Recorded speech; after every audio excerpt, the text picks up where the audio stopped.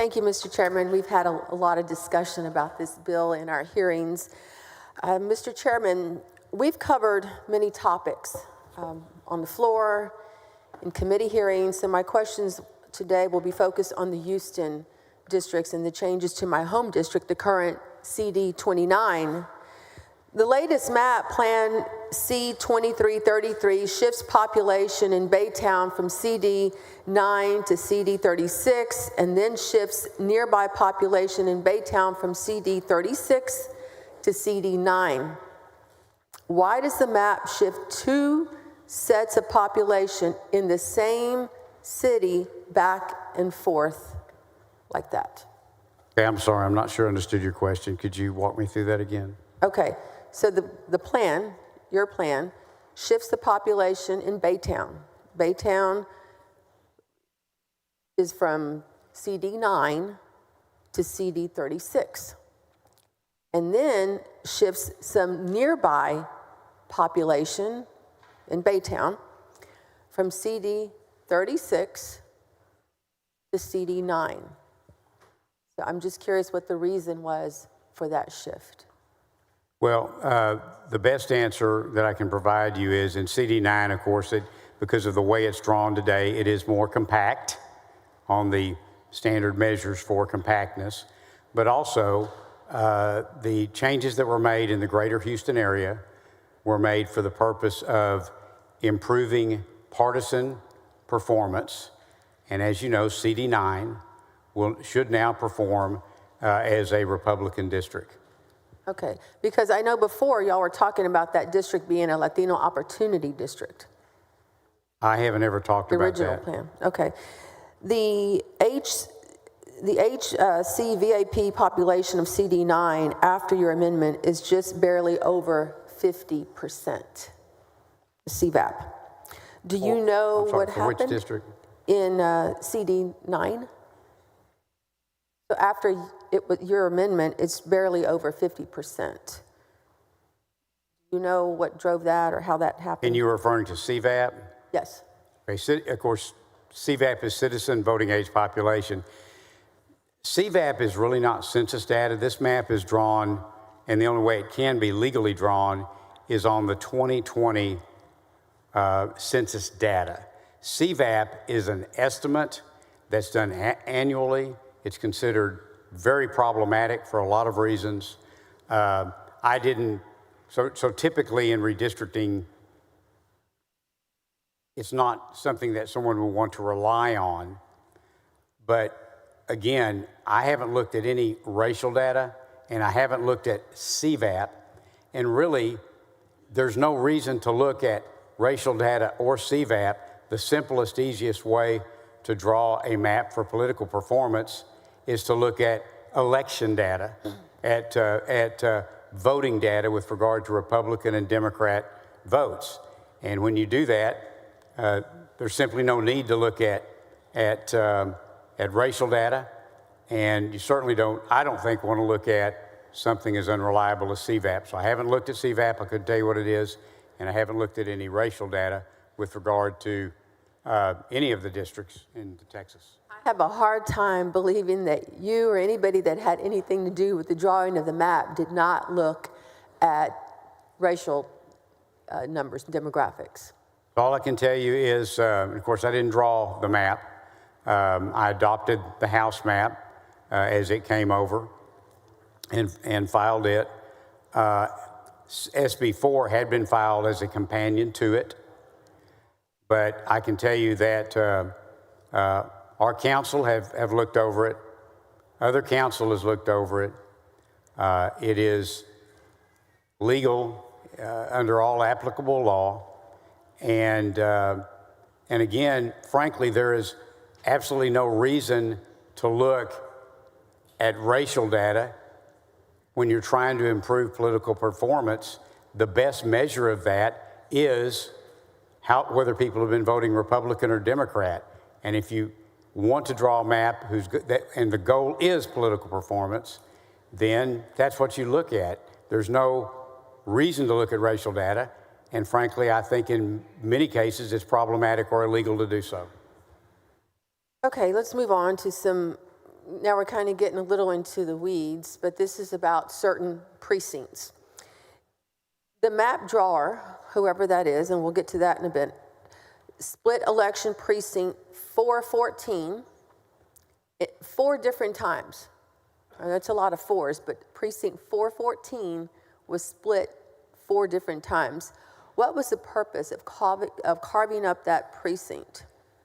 You know, there's a dozen different ways you can draw when you get down to the minutia in a map, and I don't know why the House took that direction and their counsel in that. Again, when I looked at the House map, it met my 3 goals of it being legal, of it improving political performance, and advancing compactness.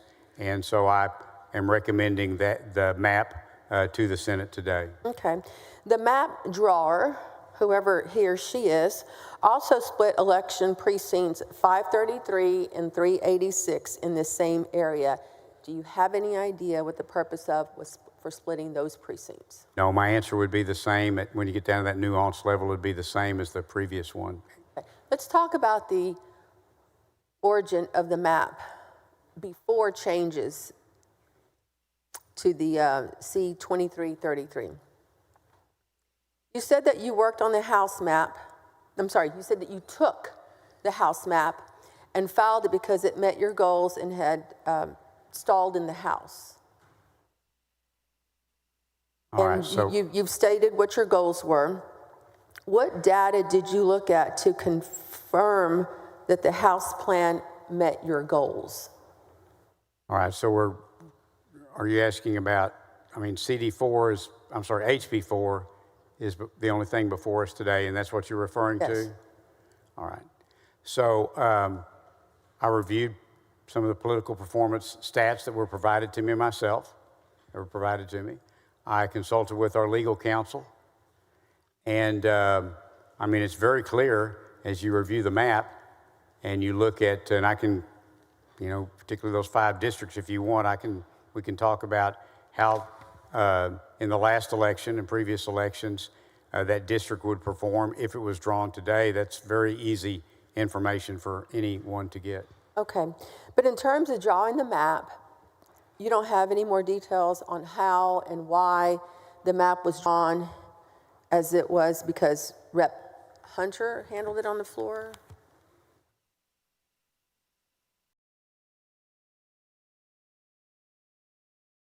So the predecessor to HB4, I guess, would have been HE4 from the prior session.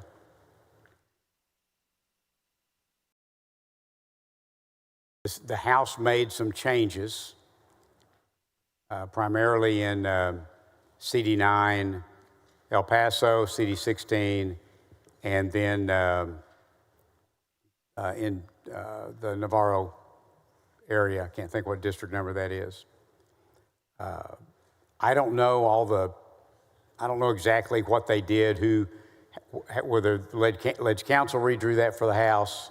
I don't know whether they had outside counsel do it. All I can tell you is that I found out about it Monday when everybody else did. I looked over it. I didn't object to the changes and went ahead and filed SB4 as its companion. Okay. But SB4 did not reflect those new changes, and that's why we adopted HB4 when it came over, because it had those new changes. Okay. I want to now really focus on Houston, because that's where my district is, and the districts that are impacted most within my Senate district. Are you aware that the Latino population of Harris County is well over 2 million? Not specifically. Okay. And the total population of Harris County is roughly 4.7 million people. Were you aware of that? Roughly, yes. Okay. Are you aware that the current CD29, represented by Congresswoman Sylvia Garcia, is the only majority HCVAP district in Harris County under the 2021 map? As I've said, I haven't looked at any racial data. Well, I'm talking about the 2021 map, which all of y'all voted for. I haven't looked at any of the racial data in the 2021 map. And we're just, getting out of a very recent court case on those maps.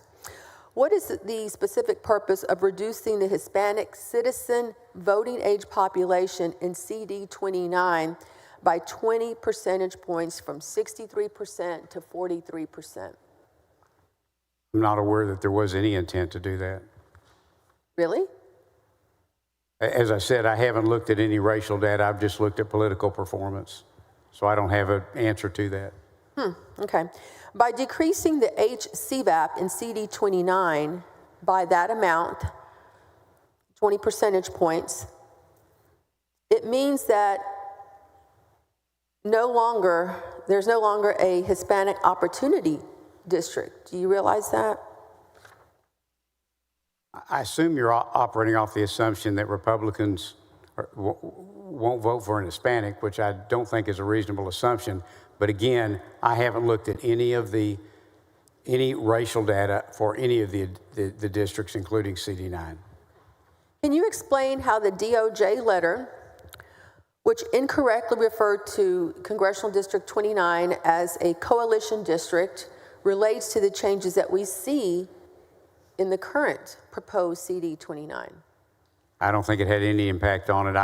I personally didn't pay any attention or give any attention to the DOJ letter. For one, it was not addressed to the Senate. It wasn't addressed to me. It wasn't addressed to the House. It wasn't addressed to the legislature. It was addressed to the governor, and it was addressed to the Attorney General.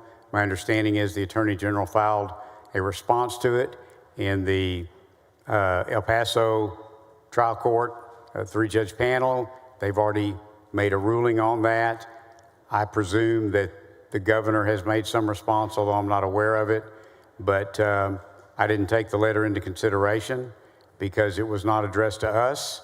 I haven't talked to anyone at the DOJ. I have not talked to anyone at the White House regarding this map.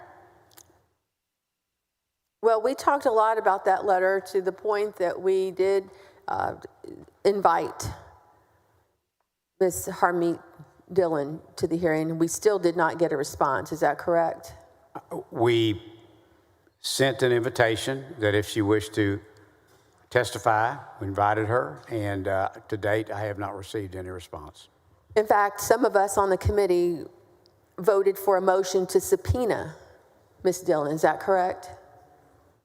There was a motion, I believe by you, Senator Miles, and it was voted down by the committee, but we did issue an invitation instead. Okay. Well, I had a lot of issues with that letter. One is that she referred to CD 29 as a coalition district, and it's not. It never was created. It was created as a Latino opportunity district in the early 1990s. How does that relate to the changes that we see now in the current proposed CD 29? I haven't tried to analyze the HB4 against that letter, but I'm not aware of any correlation. Okay. Can you explain the overall purpose behind the changes to Congressional District 29? For example, removing the Latino neighborhoods of Denver Harbor and Magnolia Park? No, I can just tell you that the changes that were made for the primary purpose of producing a legal map and one that would perform better for Republicans. Before undertaking these changes to CD 29, did you consider the district to be required or protected by the Voting Rights Act for Latino voters? I had come to no conclusion about that. Do you consider that this new version of CD 29 to be required under the Voting Rights Act? I have no position on that. Do you believe that this new version of CD 29 offers Latino voters the same opportunity to elect their preferred candidate when compared to the current CD 29? Again, and I don't know any other way to say it, I have not looked at any racial data, so I don't have any answers to any questions involving racial data, racial voting performance, any of those type discussions. The proposed plan pushes much of the former CD 29 into the new CD 9, my home, my house, bringing the HCVAP of CD 9 to barely over 50%. Correct? Again, I don't know. I haven't looked at the CVAP. Do you believe that a community that makes up almost half of a county's population should be able to elect their candidate of choice for Congress?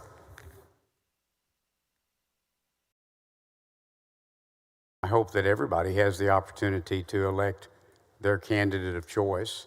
But with regard to CD9, I believe it is now going to be Republican leaning.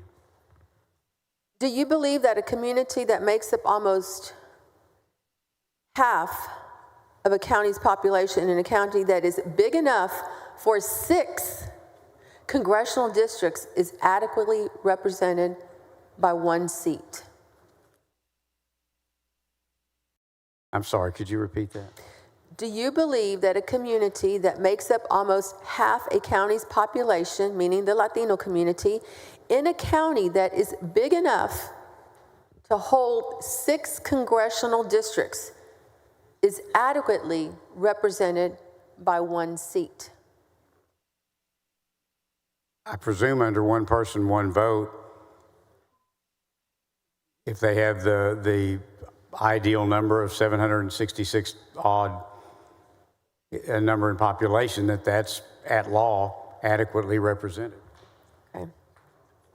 Isn't it true that in the pending case challenging the state's 2021 maps, Latino voters argued that the state violated the Voting Rights Act by failing to create a new Hispanic Opportunity District in Harris County?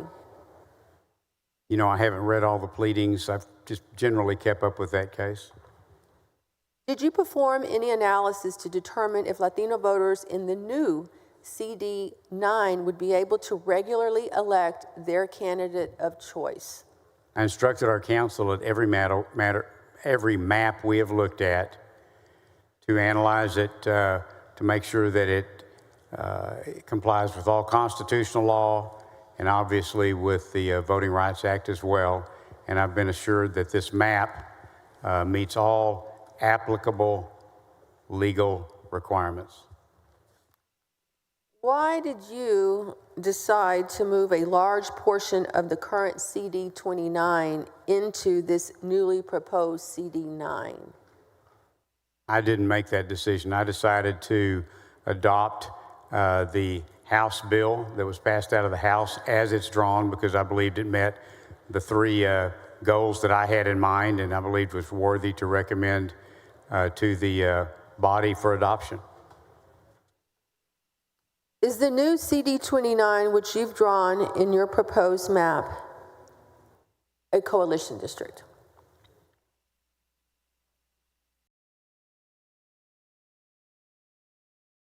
I believe that CD9 meets all the current legal requirements.